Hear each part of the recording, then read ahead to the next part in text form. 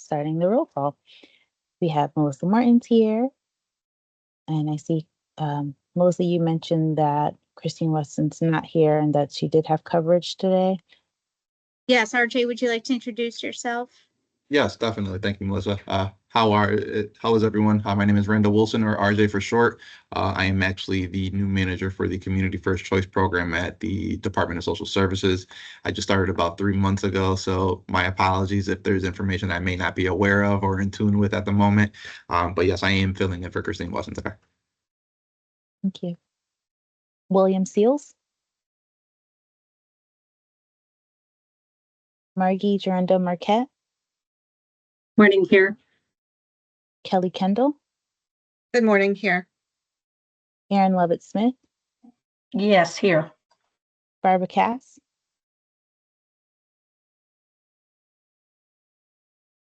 Commissioner Porter. Morning, I'm here.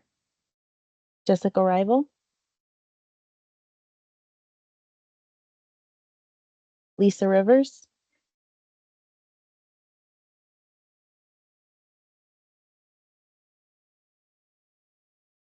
Michael Santoro. Present. Laura Watson.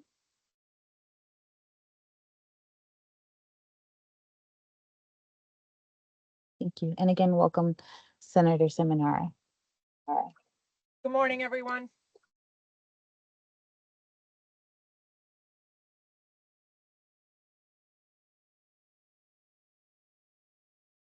Okay, thanks so much, Elise.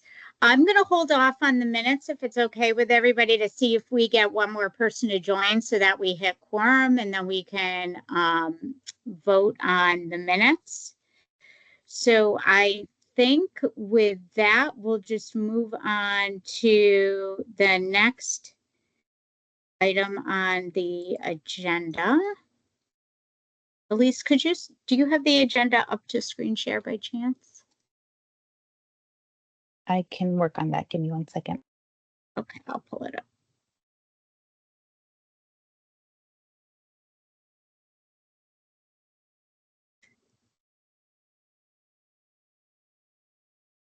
Okay, I have it. So we'll postpone the approval of the meeting minutes. I do want to recognize that I believe we just had somebody else join. Let me just look real quick. I apologize. I am having some terrible Teams trouble this morning and everything keeps freezing. So I'm muddling through the best I can. But sometimes you all look frozen or you go away on me completely. It's Melissa, I don't mean to Representative interject. Go I ahead. was just going to say that I don't mean to interject, but it may end up being a camera issue as well. I've been having continuous issues with Teams for like the past week and a half, so you may end up shutting off your camera and have better service at that point.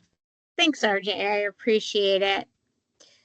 Hi, Representative. I heard you trying to introduce yourself. Would you like to introduce yourself to members? We're happy you joined us. Good morning, everybody. Representative Nicole Claire DeStitria. How are you? Very good to have you this morning, Representative. So let's jump right in then to updates and announcements. So the first is, as you all are aware, we are in the middle of developing, both closing out the 2022 long-term services and supports plan and working on the development of the 2025 three-year long-term services and supports plan that is due to be submitted to the legislature by January 1st of 2025. So between our last meeting and this one, a couple interim steps occurred. First, as you're all aware, you all received the 2022 long-term services and supports plan status report chart for updating. We heard from just about every member on the long-term care planning committee with updates. We are not prepared to share the full chart today simply because we have some clarifying questions for the state agencies. Some acronyms used we couldn't locate online, some information that we just need to get cleared up. So we have a very solid rough draft of it done, and all of you will be receiving it back, and you'll be able to see comments. And we put in front of each comment which agency we're directing the question to. So in some cases, there might be a recommendation from the 2002 plan that was left totally blank. Nobody reported progress. But I know, because I know what you guys are up to, I know that some of those some agencies, so I might say, you know, really OPM, nothing here. I'm using myself as an example, but because I know that you had made strides in those areas.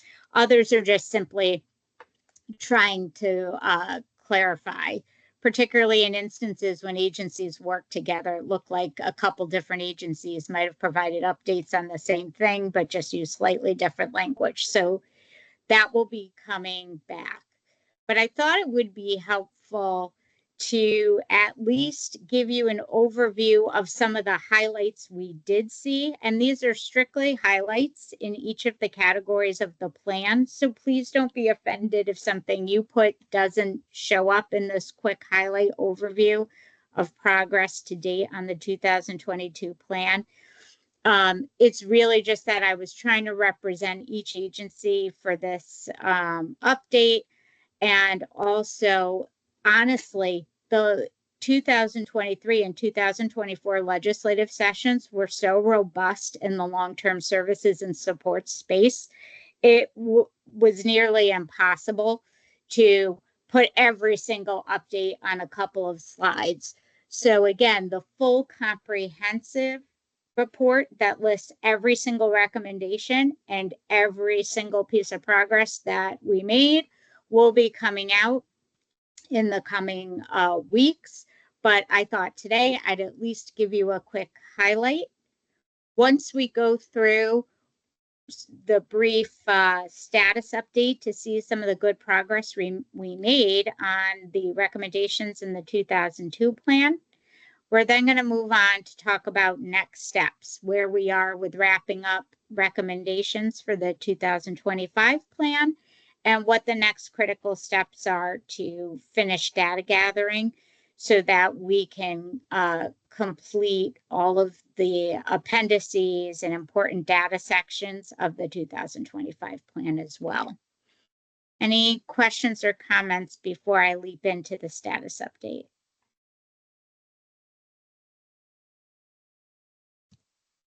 Okay.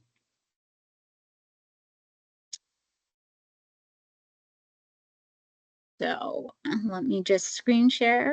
And Elise, if you could admit people while I'm screen sharing, because I won't be able to see, that'd be super helpful. Sure. Thank you. Okay. So the goals of the 2022 long-term services and support plan are the same goals we've had since 2003. So balance the ratio of home and community-based and institutional care. So to develop a system with more choice and opportunity, and to have 75% of individuals residing in the community and receiving community-based services by 2025. Our Melissa, second we're not goal. able to see your screen. Oh, you're not Sorry. seeing it? No. Okay, let me try again. Okay.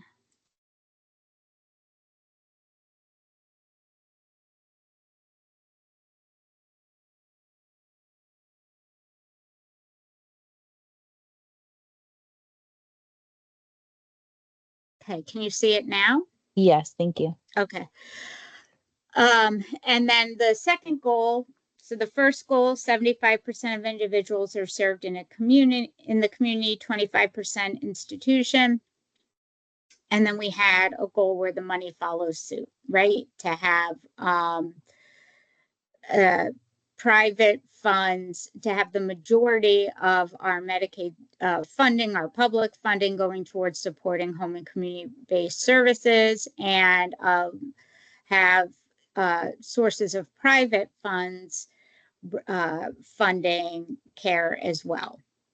So where are we with these two main goals? Because our next plan, obviously this plan takes us through to 2025. So did we meet the goal that's been in place since 2003? We got close. We didn't quite make it. So progress to date in 2003, our starting point was that we had 46% of individuals receiving their supports in the community and 54% in an institution. We have flipped that number where now 69% of individuals are receiving services in the community and 31% in an institutional setting. When we look at the progress with funding, we see that we now have 56% of our funding going towards supporting services in the community and 44% supporting services in an institution. Where did we start?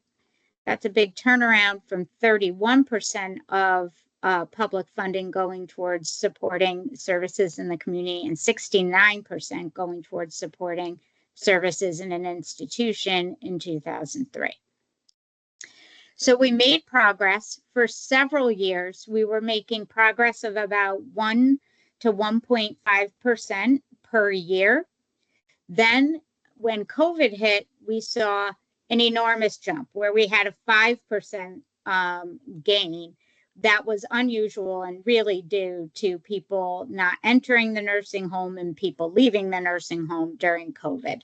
So we saw numbers go to over 70% of individuals receiving services in the community during COVID. What we are now starting to see with for the percentage going down from the 70% to the 69% is that we're seeing things right size a bit, going back to that 1% growth per year. So people are starting to select an institutional setting again or go back into the institution. And really, we were expecting to see that in 2023 as a correction from the community correcting itself from COVID. So as you all know, you can see these annual rebalancing reports on the Long-Term Care Planning Committee website. They're submitted to the legislature every January 1st. And as a reminder, I'm not sure if you can see this. Can you see this report here? Yes. Okay. So it shows you the table so you can see the percent of change each year over year, to see how we got where we are. And this is what the report looks like. And with the benefit of the data you're going to be supplying to us for the 2025 long-term care plan, we'll also be updating these numbers as well. Okay. So getting back to the update. So I guess the question before our committee today, before we get into, our progress on the individual recommendations, is since we did not quite meet that goal of 75% of individuals receiving services in the community, I put before the Long-Term Care Planning Committee today the question of whether or not you wish to extend the two existing goals in the long-term care plan to carry through the end of the next plan, which would bring us through December 31st, 2027. We can also extend it because it would be ambitious to hit 75% by 2027, given our current rate of progress. So we could also select to go through to 2031, which would bring us through the next plan and then the plan after.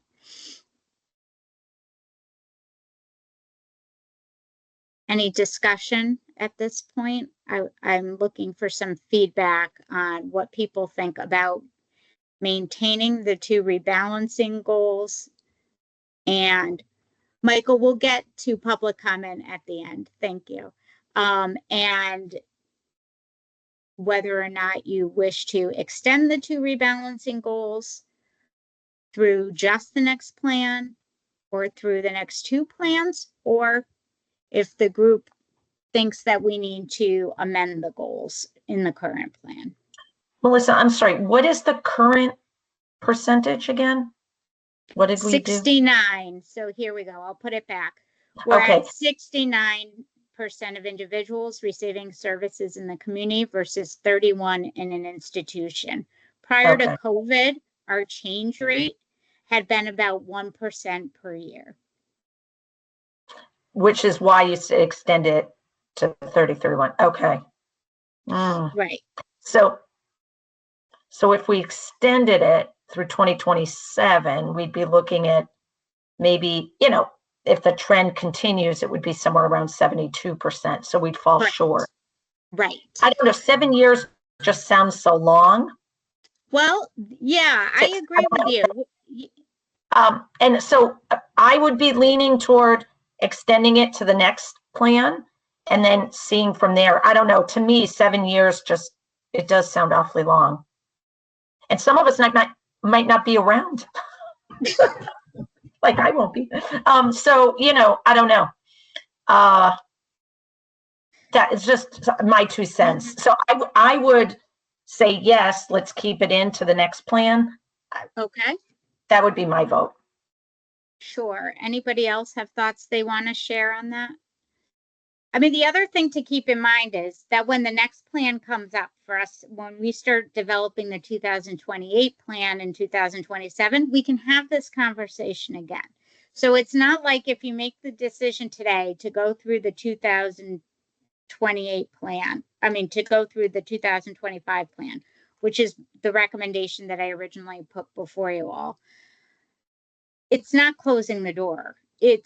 We can have the conversation again when we develop the 2028 plan.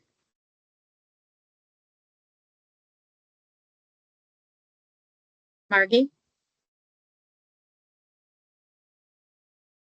So I agree that we should keep going with the 2 goals. And it's good to see the progress. And thanks, Melissa, for explaining what happened during COVID, which I think we kind of knew was happening and where we're back to. So I would agree to keep it at least through the next plan. It just makes sense to keep the progress going and to keep measuring that. Thanks. Do any other members have anything they want to say on the topic? Otherwise, I would entertain a motion to amend the goals of the long-term care plan to extend the rebalancing timeline from 2025 through 2028. So moved. Well, I need someone to make the motion for me first.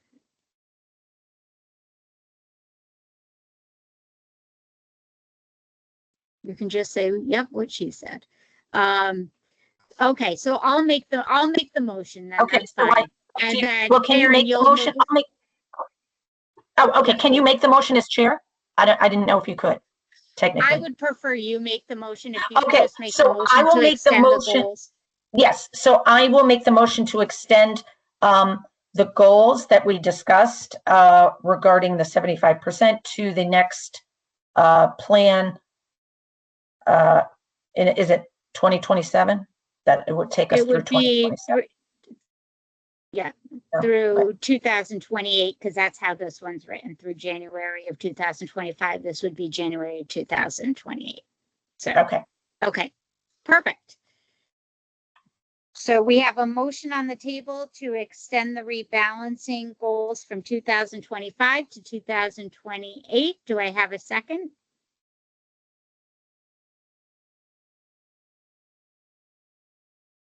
Second.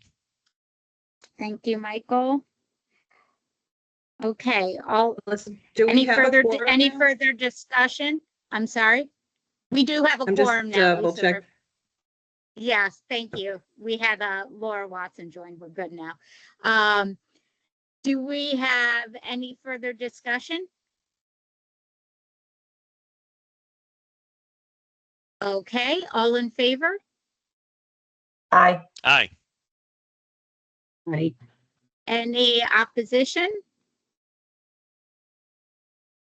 Any abstentions? Okay, with that, we're extending the rebalancing goals present in the current long-term care plan to run through 2028, the term of the upcoming long-term services and supports plan. Thanks so much, everybody. And now we can move on to happier things, which is our progress. So give me 1 second.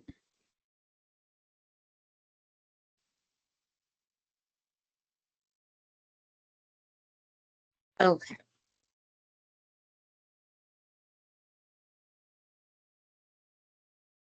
So how did we do in our 2022 plan? The 2022 plan, just to remind you all, was extraordinarily ambitious. We had done with the 2022 plan a complete overhaul of our recommendations for the first time in a decade, where we really went through. It was the largest amount of community feedback we'd ever received. For the first time in plan history, we started doing focus groups and surveying actual utilizers of the long-term services and support system. It was a very exciting plan to put together. We really refreshed the entire document and set a very strong path forward for the state of Connecticut's long-term services and support system from birth to death. We made great strides, a lot of them legislative strides that occurred in the 2023 and 2024 legislative sessions.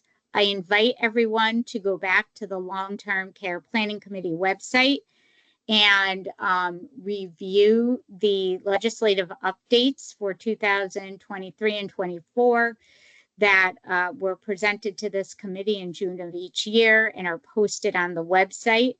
They highlight all of the legislation passed that addresses any of the recommendations in the long-term services and supports plan, and they are really detailed documents. Today, as I said, the full a full document will be going out that lists each recommendation in one column, programmatic process, progress in another column, legislation that passed to support progress towards the plan goals in another column. That document will be going out in the coming weeks once we get some edits and clarification back from state agencies. In the meantime, here are some of the highlights that we were able to pull out from the updates that all of you provided to us for that status update report. So our plan is structured into categories. So we pulled some highlights from each of the categories to just give you a flavor of some of the progress made. So category number 1 in our long-term services and supports plan is programs and services, and all of the recommendations around what we need to do to improve long-term service programs and services for users. So one of the recommendations was to study the impact of the 2021 copay reduction in the home care program from 9% to 4.5% for the state-funded tiers, and to consider a further reduction in the copay.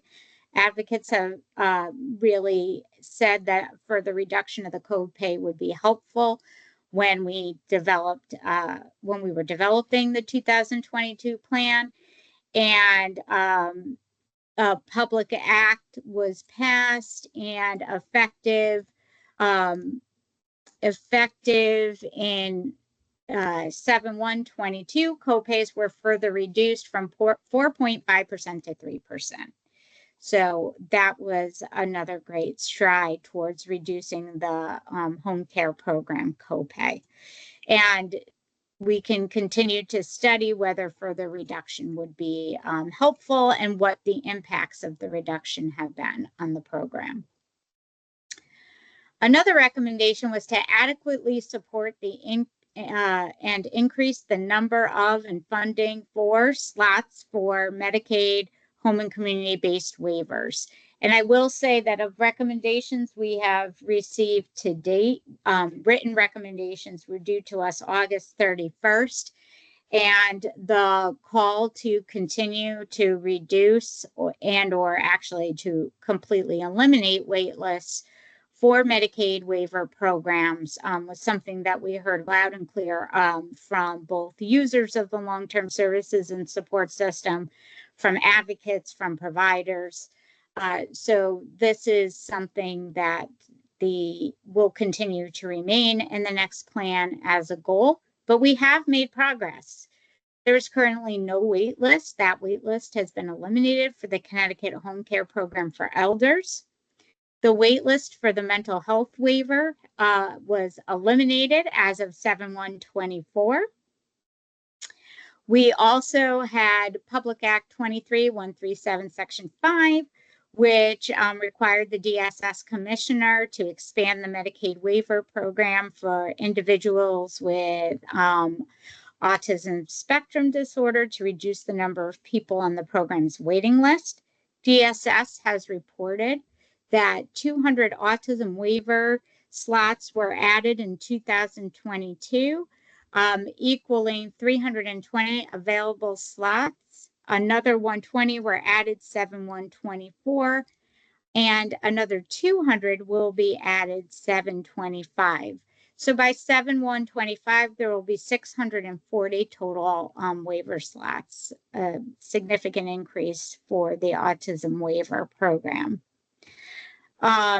Also passed was Public Act 23-137, Section 3, regarding requiring the Department of Developmental Services Commissioner to reduce the waiting list for services in DDS administered Medicaid waiver programs, and DDS is pursuing that.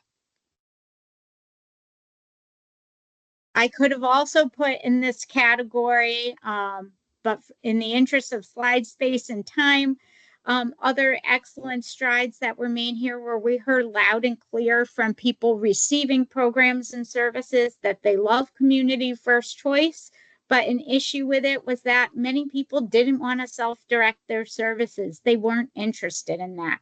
It was too hard to be a consumer employer. They didn't feel they had supports in place. They wanted the opportunity to be able to participate in community first choice without the additional burden of being the employer of record. The state heard that call loud and clear. That came out of focus groups. It came out of written feedback we received. And as part of the budget, as part of the state biennium budget, there was an agency-based option added to the Community First Choice program, and DSS is currently in the process of getting that option up and running, so that individuals on Community First Choice will have the option to self-direct or to move into agency-based services where their PCAs would be employees of a home care agency, and they would not have to serve as the consumer employer.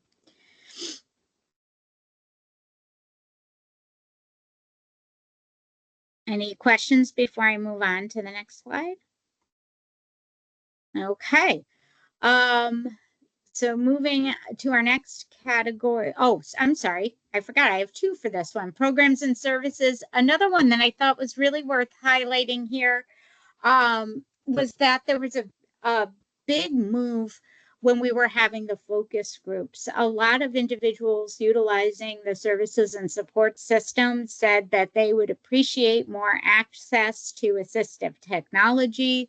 A lot of providers provided written commentary, and that ended with the recommendation being provide advocacy and financial support for increased use of assistive technology to meet needs of individuals within their homes, and avoid or defer the need for in-home hands-on assistance or institutionalization. So looking at how we could maximize assistive technology, there are many more examples than just this in that will be in the status update that comes out, but 3 real quick hits as to areas of progress in assistive technology was mental health waiver participants saw an increase in funding that they could use towards that annually.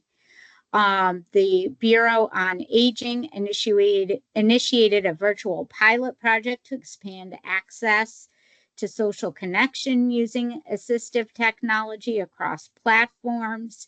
And DSS used some of their ARPA home and community-based services funding to add subject matter expertise in the access agencies for the use of assistive technology to allow them to have the ability to better do technology assessment and to work assistive technology into recommendations when developing care plans to help offset the need for human assistance and increase independence. And of course, that's on top of initiatives that are all well established and growing, such as assistive technology programs that Aging and Disability Services runs. DDS put in their update that they are expanding the utilization of assistive technology. So a lot happening in this space.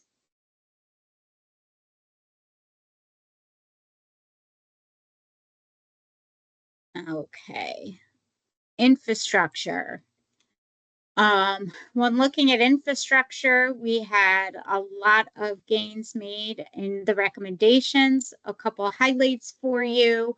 One was to expand and improve employment opportunities and vocational rehabilitation for persons with disabilities and older adults, to ensure employment options match individual interests and include appropriate job site supports.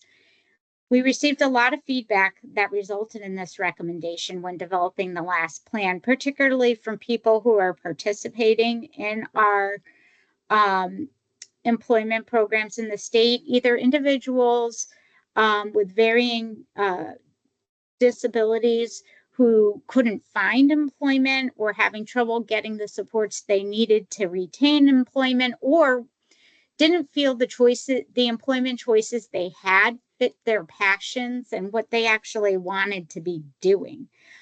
So some people loved stocking shelves at grocery stores, and other people said I'd much rather do something more meaningful, like I would be able to sit and edit pictures on a computer, or I would rather work in a movie theater taking tickets. Those were some of the concrete examples that we heard. So that resulted in this recommendation. And one example is of how we have worked to achieve progress there was the Connecticut Pathways to Integrated Employment Grant was received, which provided funding to allow the ADS BRS to work with individuals with IDD to move from sub-minimum wage or avoid entering it and pursue competitive integrated employment. So making sure they're equally compensated and not paid a lower wage. We also had the recommendation to achieve greater integration of employment of persons with disabilities into MFP and other home and community-based services. Public Act 23-137, Section 2, required OPM to conduct an evaluation of IDD employment assistance programs. And so OPM is currently undergoing, conducting a study to analyze existing employee assistance programs for people with intellectual and developmental disabilities and other disabilities.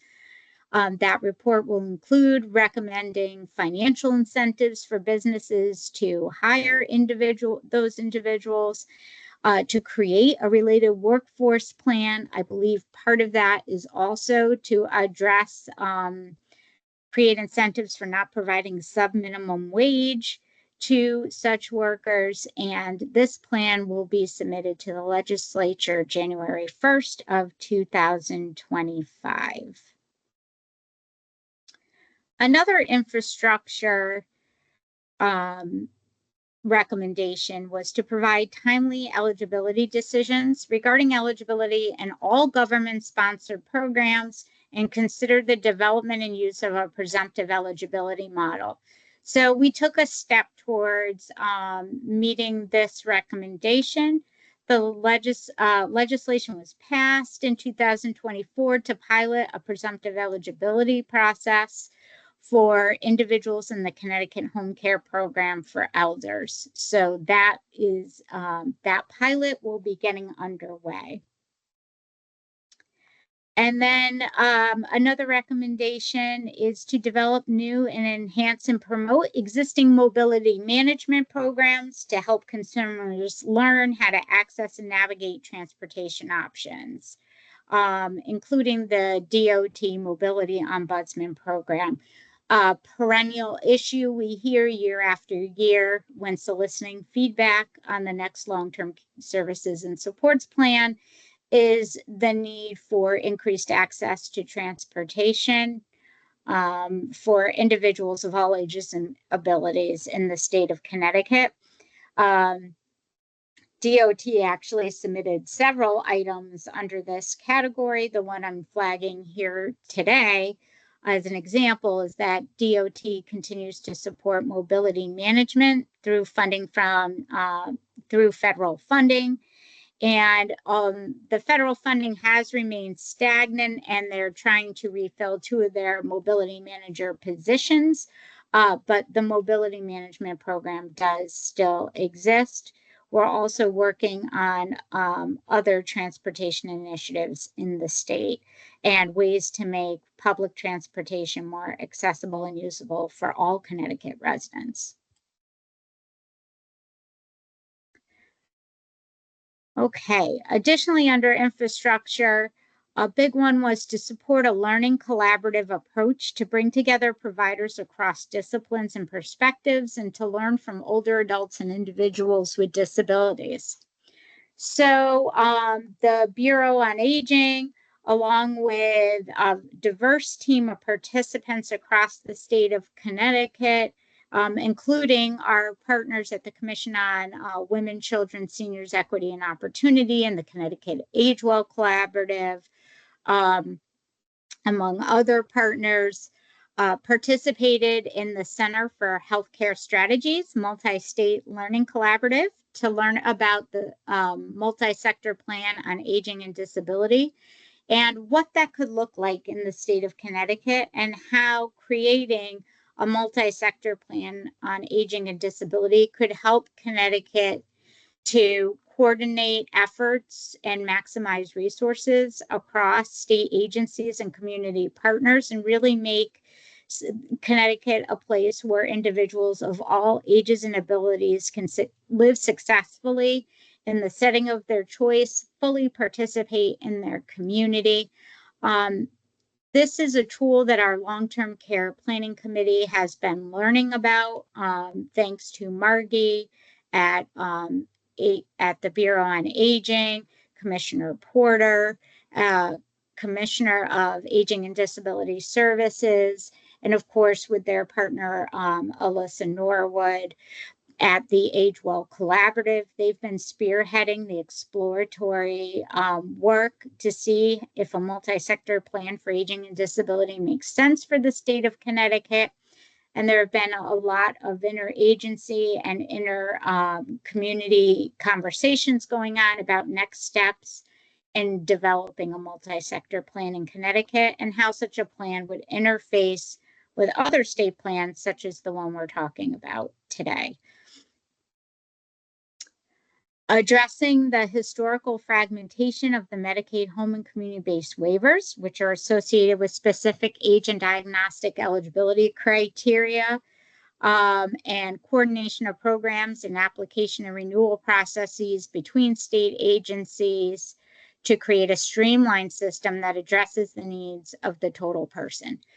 So another thing, and we're hearing this again in recommendation in the written responses that were due August 31st for the 2025 plan, and we heard it loud and clear in focus groups and written feedback in the 2022 plan, which resulted in this recommendation, was that people said they really want our state Medicaid system to coordinate its IT infrastructure and its waiver programs to look at a total person and be able to have somebody apply one time, determine all from that one application, be able to determine all of the Medicaid and other state services they may qualify for, and not require them to have to work with multiple different agencies and be bounced around. That to really look holistically at a person, and instead of putting the onus on the consumer to have to provide each individual agency with their information repeatedly, have the consumer send their information in one time, and the agencies have the ability to look at each other's information. So baby steps in this department, but DDS in partnership with DSS as the single state agency are continuing to work on and address the fragmentation between the waiver programs. They're specifically trying to work on new ways to coordinate the waiver renewal process and the eligibility determination process between the waiver programs. This arrangement has allowed for an expedited processing and ability to troubleshoot the more complex cases where individuals may be served by both DSS and DDS programs. And DSS has started an initial effort to create an enterprise care and case management module to better support information sharing and coordination across home and community-based services and other care management interventions that might support data sharing. So starting to look at how we can better coordinate at the back end between agencies and community providers. So support state program coordination to ensure that individuals with dual diagnoses have the same access to long-term services and supports and social opportunities as individuals with only a physical health diagnosis. This came actually directly from focus groups from the consumers themselves. And Public Act 23-204, Section 14, established 2 new positions at OPM. One, a statewide coordinator of IDDD programs and services, and then a position, a statewide autism coordinator to ensure interagency collaboration and coordination of services. These 2 staff are helping to coordinate services across the IDD and autism spectrum disorder sectors to try and make sure that individuals have the best possible access to the services they need. And that, again, to help with the coordination between our state agencies and to remove diagnosis necessarily. And how can DCF and DDS and DSS and DMIS all work together when somebody has a dual diagnosis, or if age is a factor, really working to bring our state agencies together to have a more coordinated service delivery system.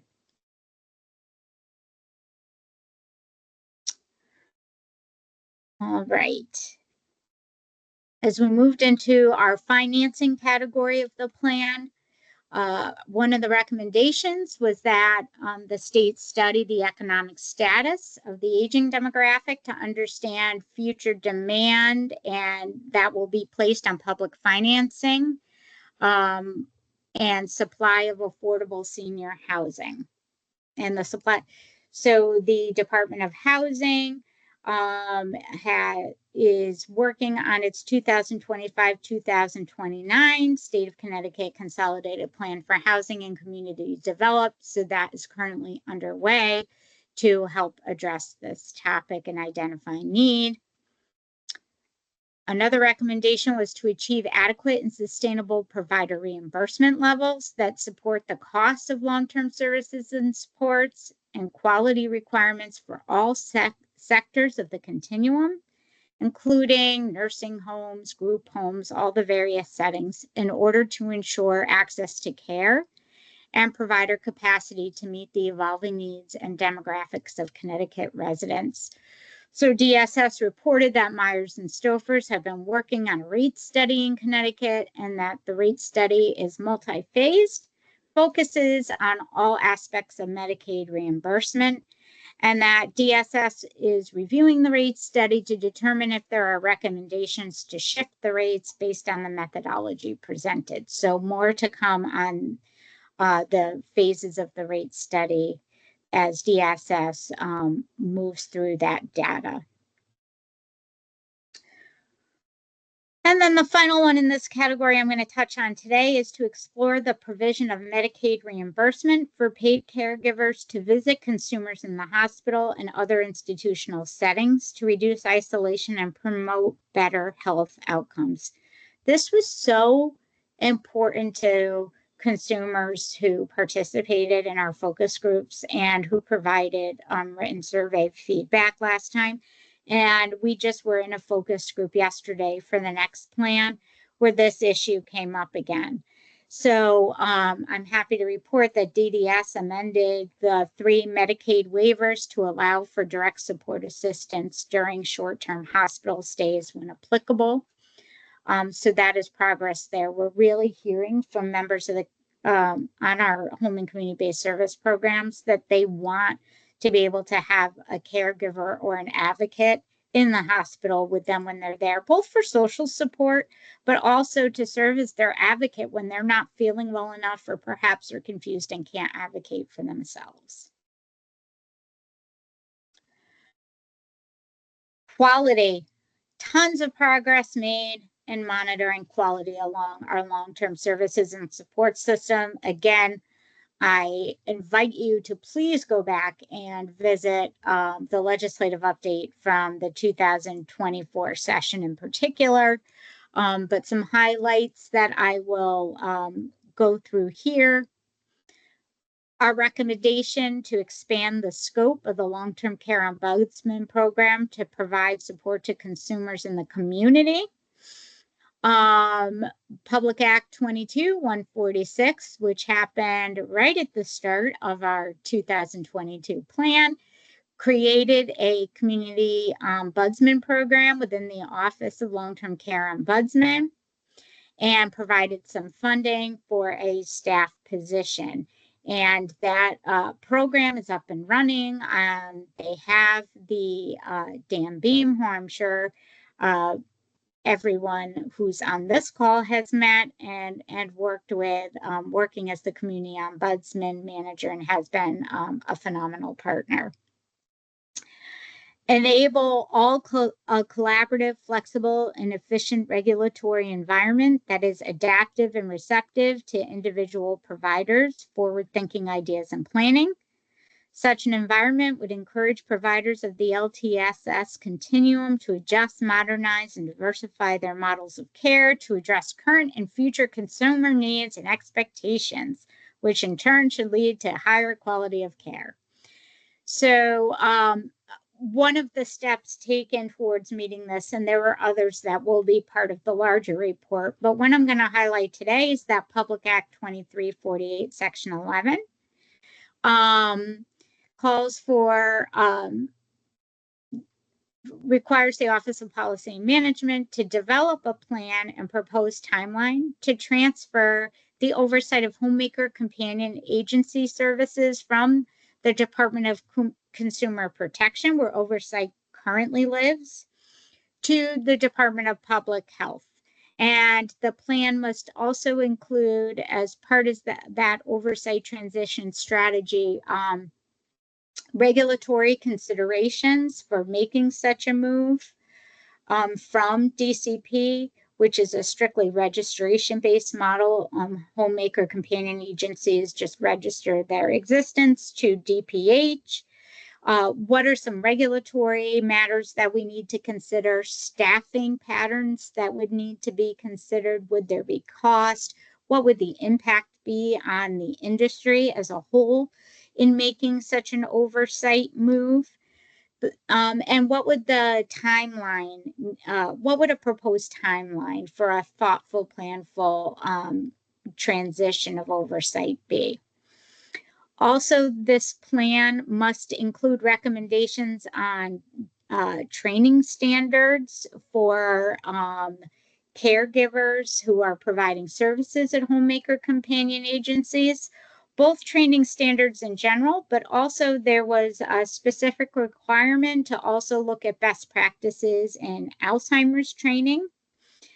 And also to make study and make recommendations on the appropriate use of the term care to describe homemaker and companion services, and how, if the term care is utilized, to clarify what care would mean in the homemaker and companion setting, because it would be care unrelated to hands-on care, not your home care agency type medical model care, but more homemaker and companion services that tend to be more limited to cooking, although bathing is part of it.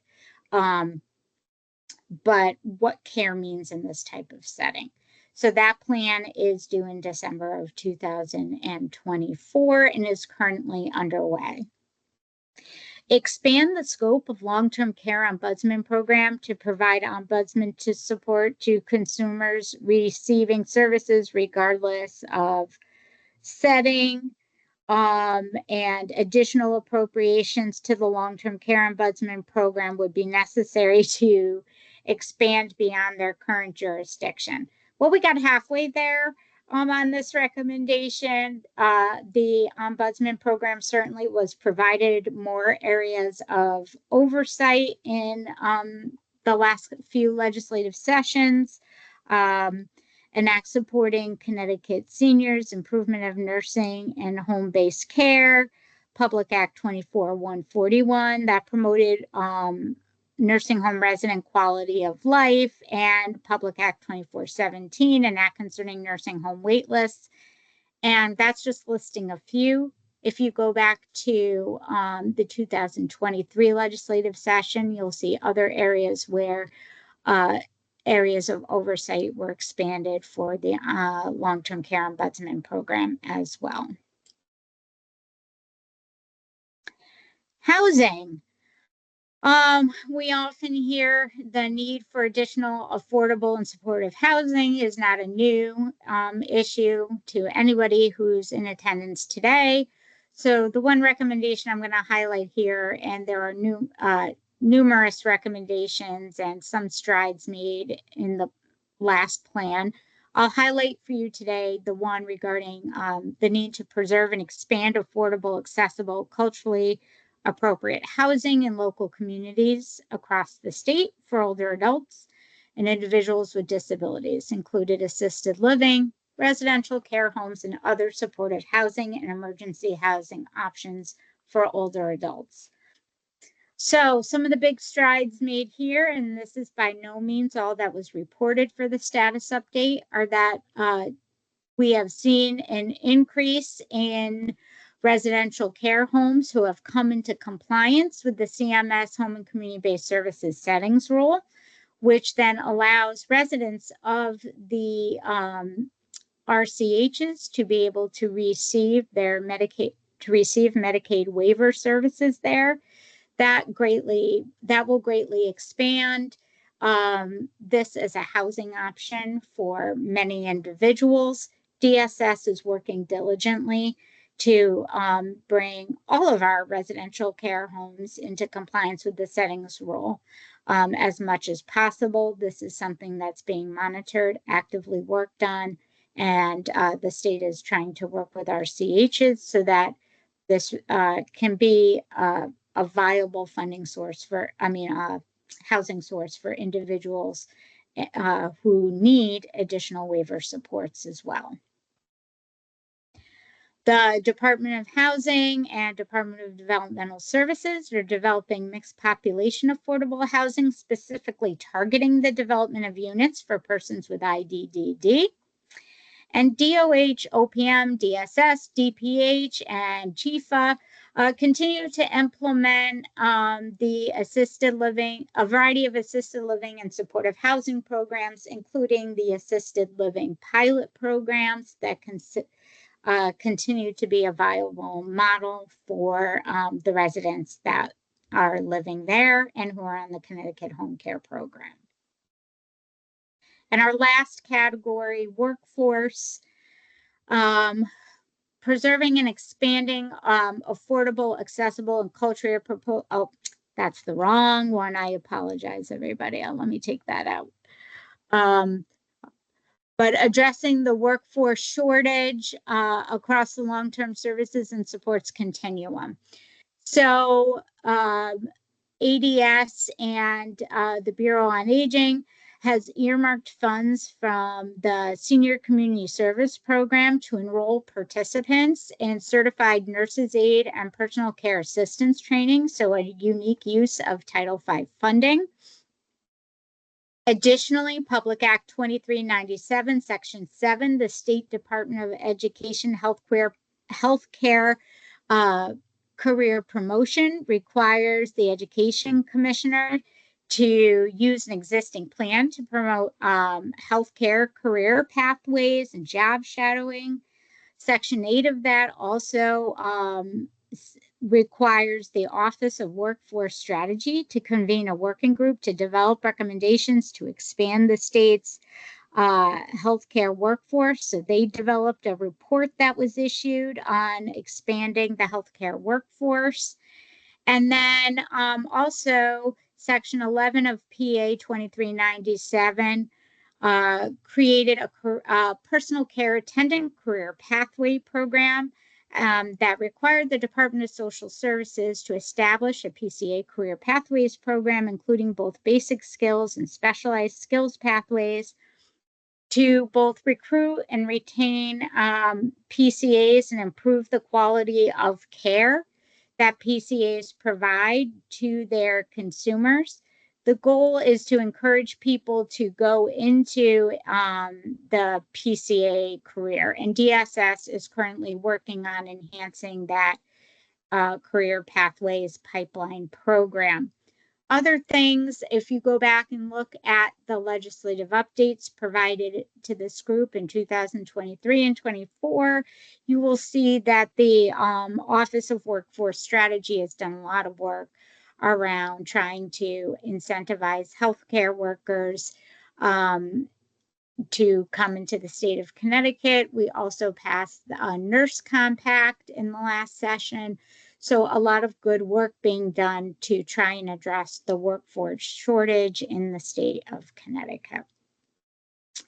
And that very lengthy summary, and I could have gone on and on. You guys did a lot of work in the last 3 years. I'm going to stop sharing and see if anybody has any questions or any programs that I didn't have the opportunity to touch on that you would wish to flag at this time for members.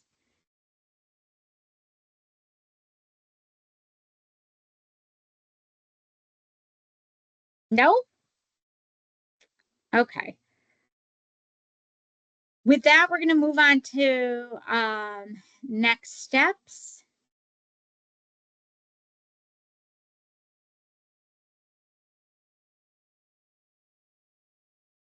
And this is where the big call to action is going to come for all of you. OPM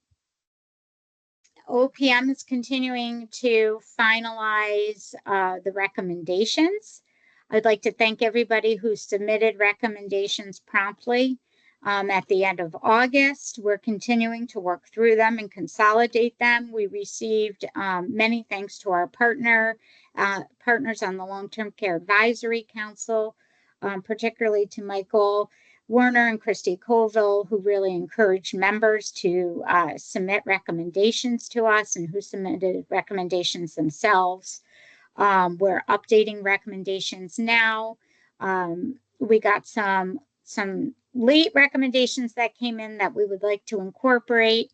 Additionally, we are continuing to hold focus groups of users of different parts of the long-term services and support system to collect direct feedback from the individuals who use our service of systems and supports, or caregivers for those who utilize our services and supports.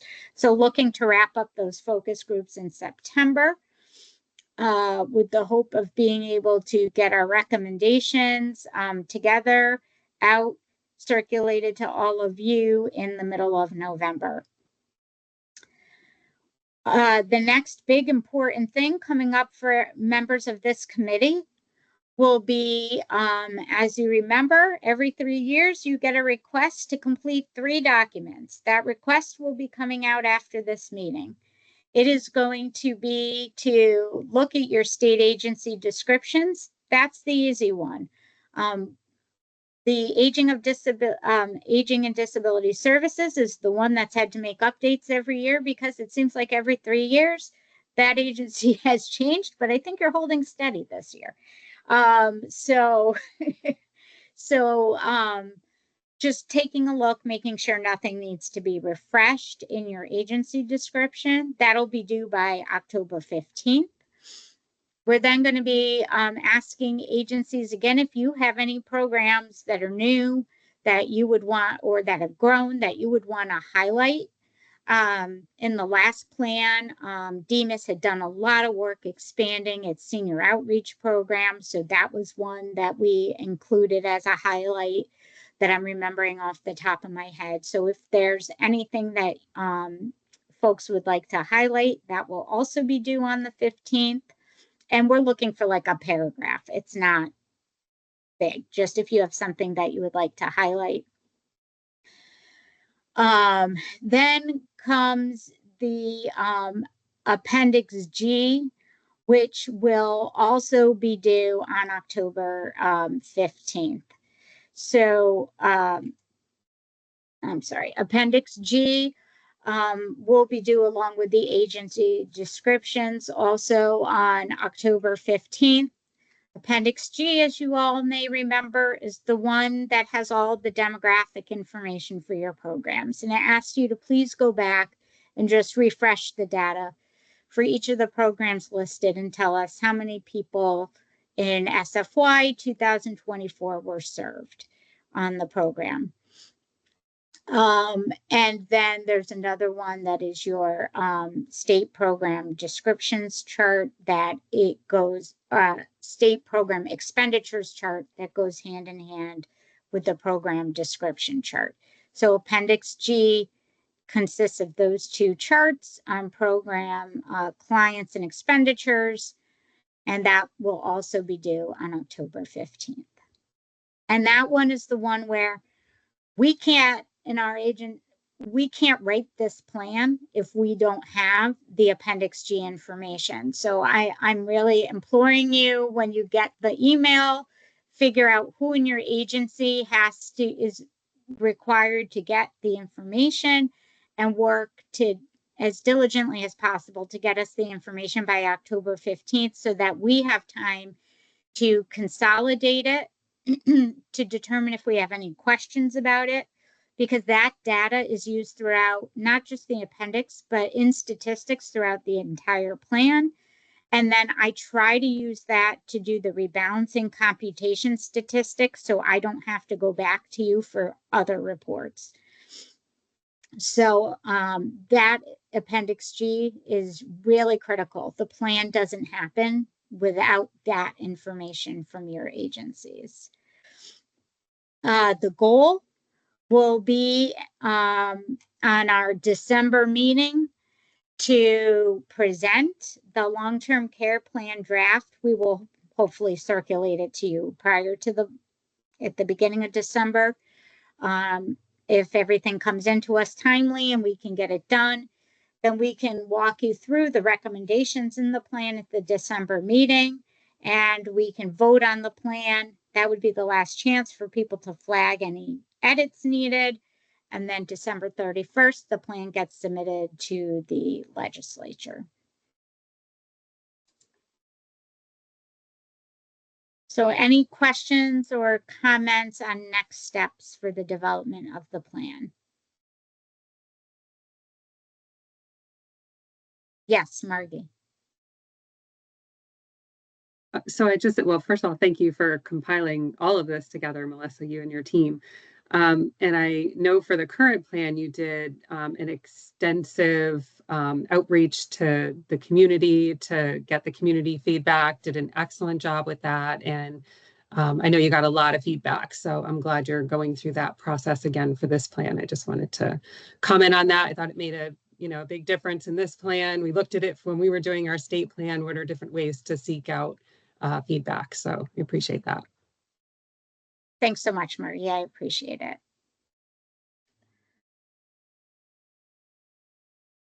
Okay. So if we don't have any other comments on plan development, then we can move on to member updates and announcements. Do any members of the planning committee have any updates or announcements they would like to make today?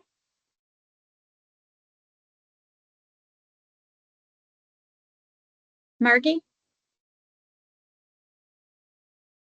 Thanks, Melissa. Just a couple of them. So through the Department of Aging and Disability Services, Bureau of Aging, we submitted our 3-year state plan on aging to the Federal Administration for Community Living on July 1st. So our final state plan will start on October 1st, and we will post that on our website as soon as it's approved. And I just want to thank you, Melissa, for highlighting the progress made with the multi-sector plan for aging in Connecticut.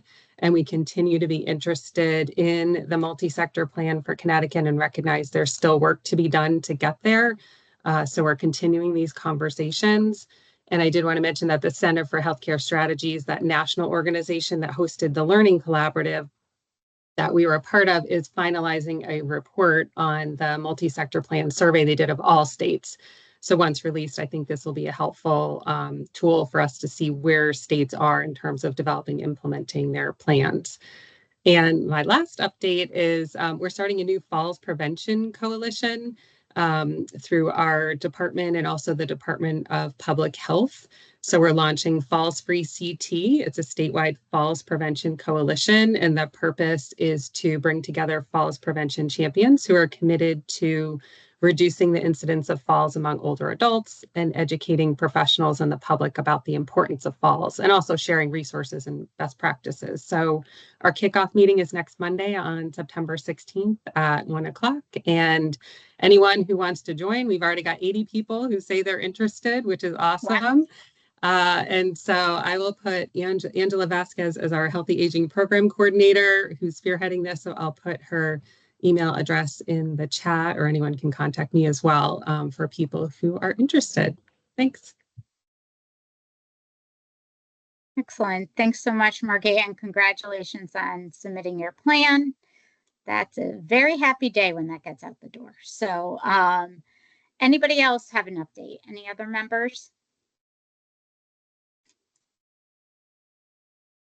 Fantastic. So our long-term care advisory partners, Michael, anything you'd like to share with us today? Yes, thank you, Melissa. I would like to start by thanking you for your presentation and echoing the comments of Margie. It was really thorough and great, and it was very much appreciated with all the hard work you guys put into it. So thank you for that. And I did want to just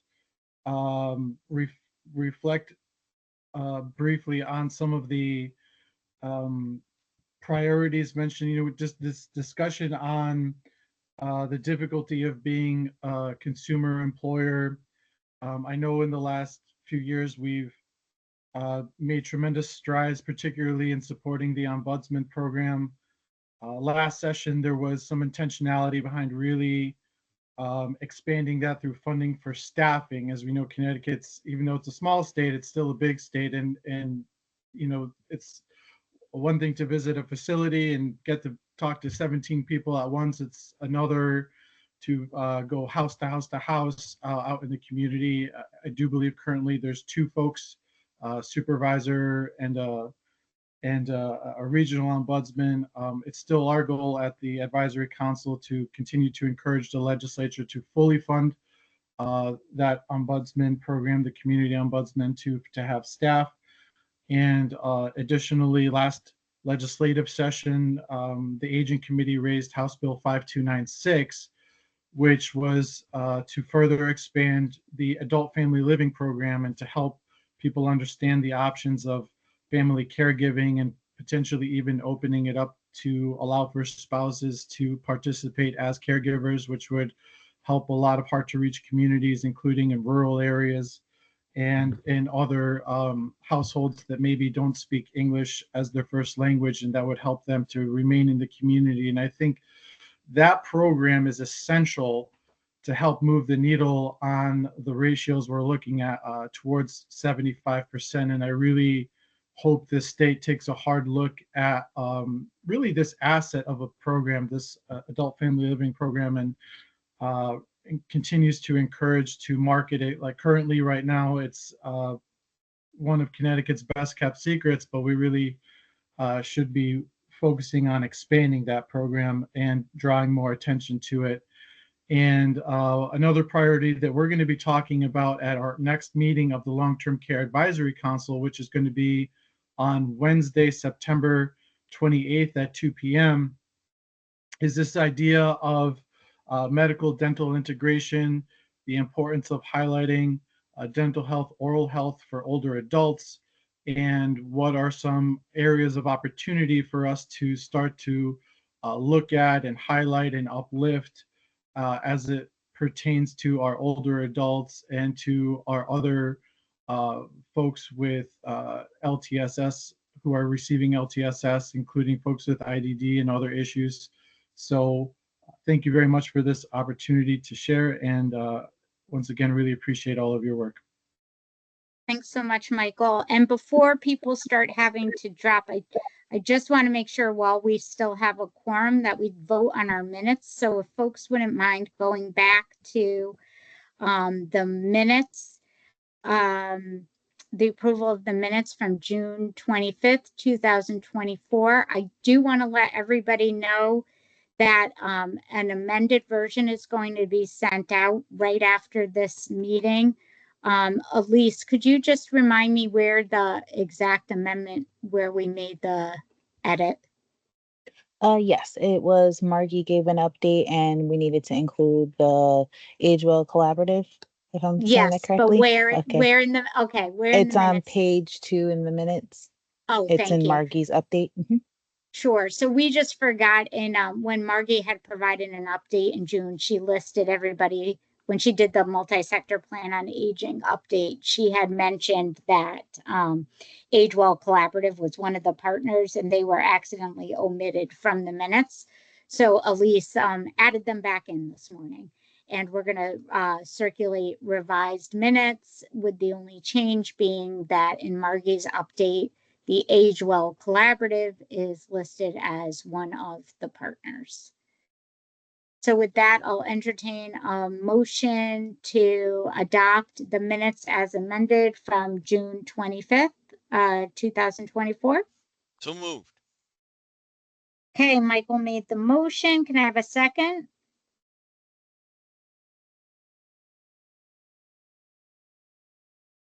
Second, this is Amy. Thanks, Amy. Thank you. Amy seconded. All in favor? Aye. Any abstentions? Any nays? Okay. Abstentions from Christine Wesson. My apologies. I think she's technically just not voting today, so we'll just leave her as a non-voting member, but thanks, RJ. Okay, you're welcome. Sorry about She's that. absent. No, that's okay. I appreciate it. I appreciate it very much. Okay. So with that, I just want to quickly see, do we have any other business in front of us today that anybody would like to raise? No? Any public comment?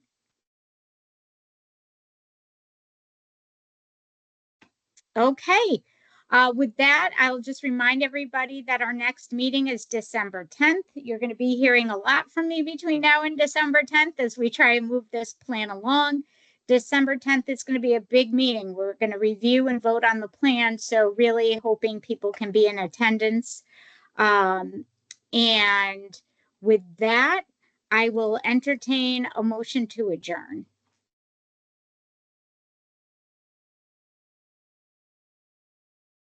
So moved. So moved. Thank you, Michael. Okay, second.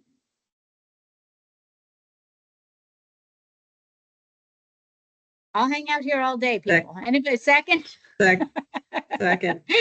Just Thank Michael you. and I are all over the minutes as, There you go. making the motions and seconding. So I was just Okay, giving all people a in minute. favor? Aye. Okay, any Aye. any objections? No, okay. Meeting adjourned. Have a wonderful rest of the month, everybody, and I'll be in touch. Thank you. Thank you, Melissa. Have a good one, everyone. Nice meeting you all.